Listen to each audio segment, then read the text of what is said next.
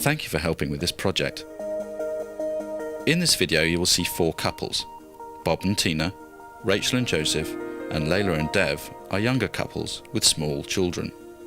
And Boris and Sylvia are an older couple, at the stage where their last child, a girl of 19, is wanting to leave home. We hope you feel that these exercises shown can be of use to couples of all ages or backgrounds. We do realise that you may feel the material in the video is not relevant to you and your situation, and so we are particularly grateful that you have still agreed to participate. Notice that in both videos the couples are asked to start with issues which are not upsetting to them, and after some practice to move on to the more upsetting or emotional issues, and that is not always easy. Occasionally, a therapist works with the couples, but usually they work on their own using the manual. It's not always easy for couples to find time in their busy lives to be together and practice the exercises. A manual is enclosed for extra help with the exercises in both videos. To remind you, you have agreed to watch 2 different videos and spend 2 20-minute sessions each week over a total period of 12 weeks practicing the exercises shown in the videos. You have been asked to practice the exercises from this video, Practicing Good Communication, for 6 weeks before moving on to the other video, which is called Problem Solving Together. Again, thank you for participating in this project. We hope that you will gain something from it and enjoy the videos and the exercises.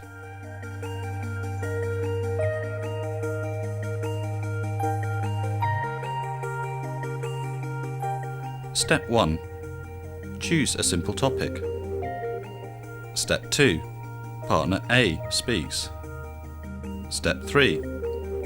Partner B restates what has been said. Step 4. Partner B checks this out. Step 5. Partner B amends if necessary.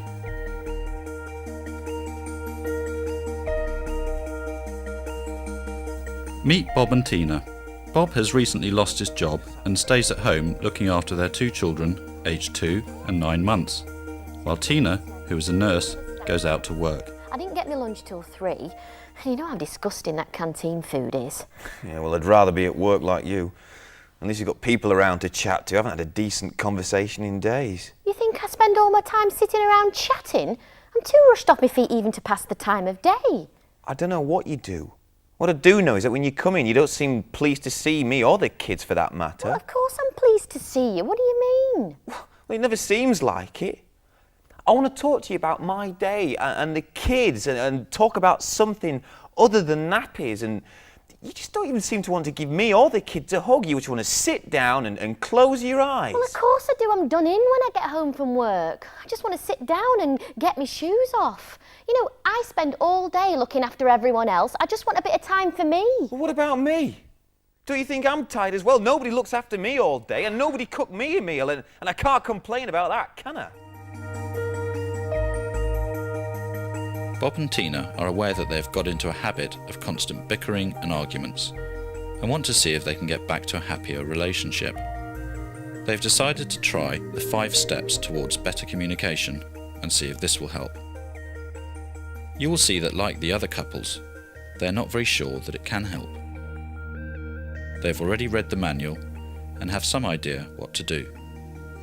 Now watch Bob and Tina trying the first steps in communication training. While watching, see if you can think about what you need to do to use these 5 steps. It says here, step 1. Choose a simple topic that you can both agree that won't make either of you too angry or upset. Well, that's a joke. There's no we agree on these days. That's right. You know, like we had a lecture on this once. I know it's a bit of an American idea, but, you know, we could try it. I don't think it'll do us any harm. Yeah. I'd be happy to talk to the walls if I thought it would do any good and they'd talk back to me.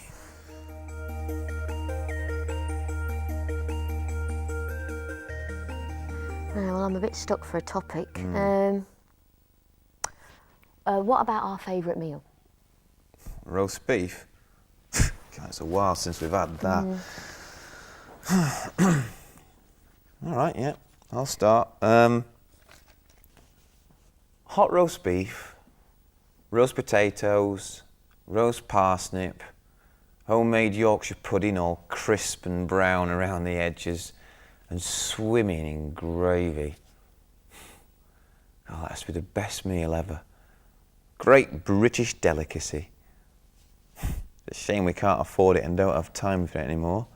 You had me drooling. Yeah, but that's not the point, is it? You're supposed to tell me what I said.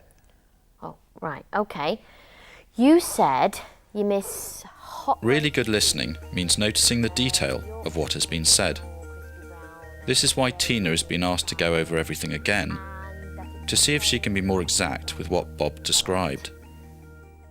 Well, not exactly. Right, sorry, if that is right, though, as I'm supposed to ask you if that is what you said, is that what you said? Not exactly. Oh, well, what did you say?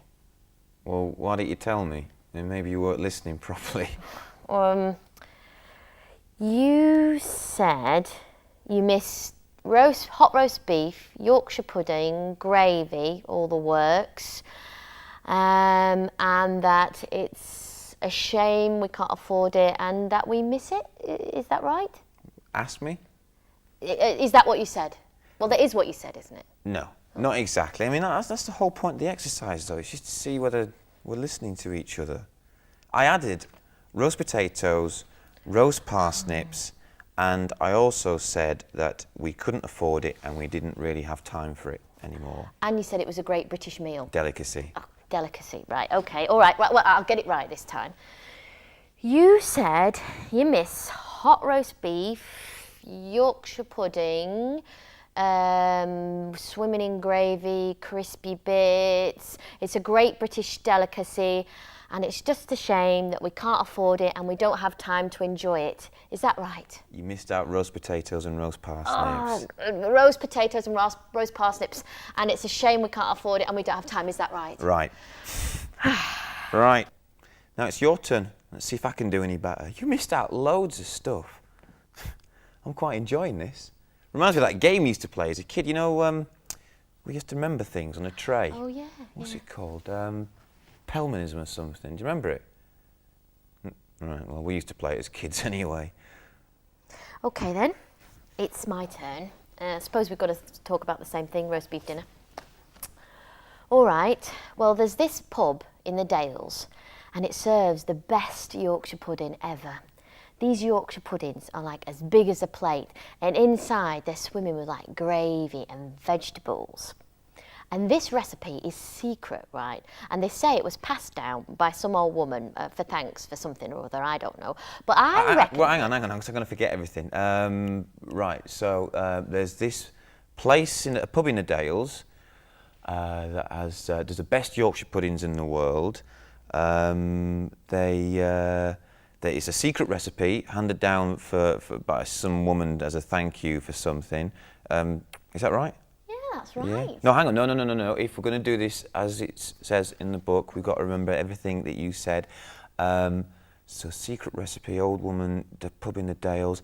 They're as big as plates, and they're in the middle. They've got vegetables and gravy. Is that everything? That's everything. So that's right then, yeah? Yeah, that's really good. Hey, you're really good at listening. Joseph and Rachel have a lively and sometimes volatile relationship, although it is also quite sound. Watching the next section, you may not always believe that. You know, you are totally impossible.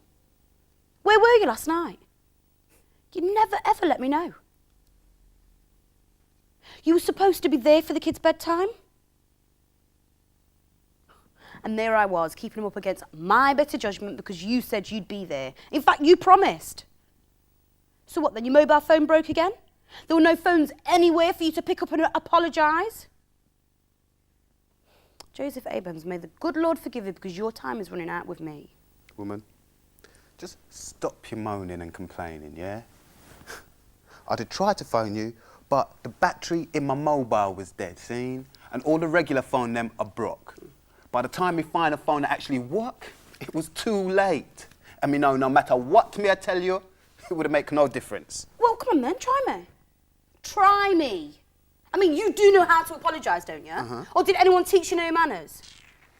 If I'm not careful, the babies will end up like you. I kept them up late last night waiting for you to get in, and you didn't come. So what exactly are they supposed to make of that, Joseph? That you don't care? That bedtime doesn't matter? I mean, is that what you want? Do you actually want your children like you?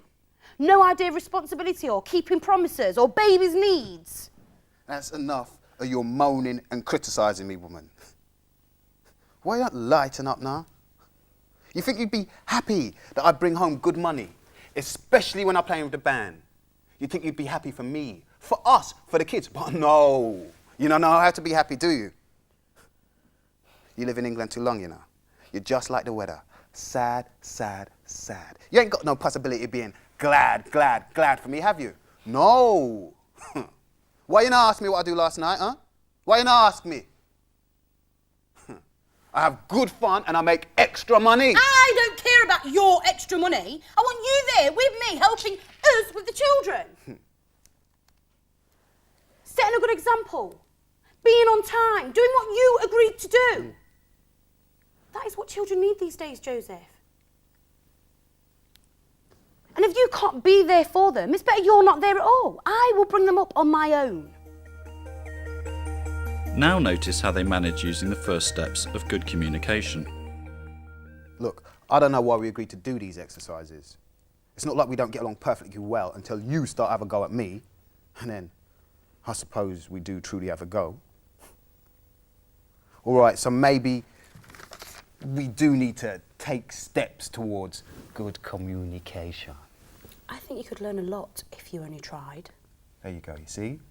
You're starting on me and I haven't even done anything. Yet. Okay, let's see how we get started. It says here that we need to choose a simple topic that we both agree on.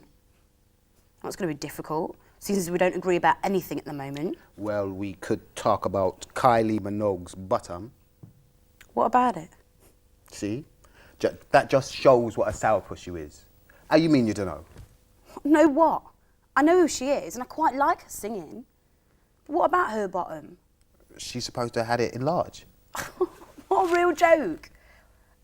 Wanting a fatter bottom, like mine, you mean? I didn't know anyone would want a fatter bottom. Well, perhaps we could talk about that then. You never know, you might get educated. Fine. Well, why don't you start, seeing as you know so much about it, and I'll do what the manual says and tell you what you said. Go on then. Well, it's like this. Kylie Minogue had this little bottom which her fan liked to see a lot of. So she decided to make her little bottom bigger. I don't believe you. Sorry, I'm supposed to say what you just said.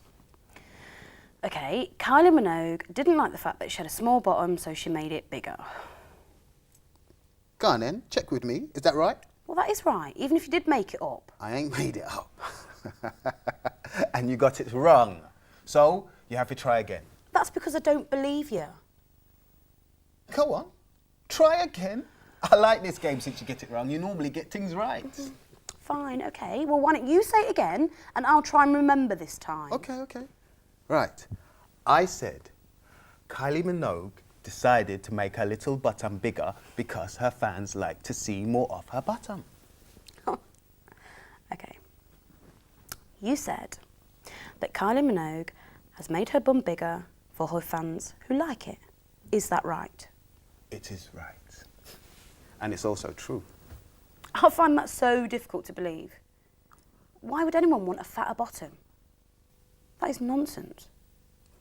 Is it? Okay. Well, I am now restating what you said, which is you do not believe anything I just tell you, and you think it is nonsense that anyone would like to do that at all. Dev and Layla do not have such a noisy relationship, but also find it difficult to talk about some things. In the following section, Layla wants to discuss whether washing dishes is only a woman's job. The topic that we've chosen. Here you will see Dev and Layla working with a therapist. Washing the dishes should be a shared responsibility between men and women, or if it should be basically a woman's duty.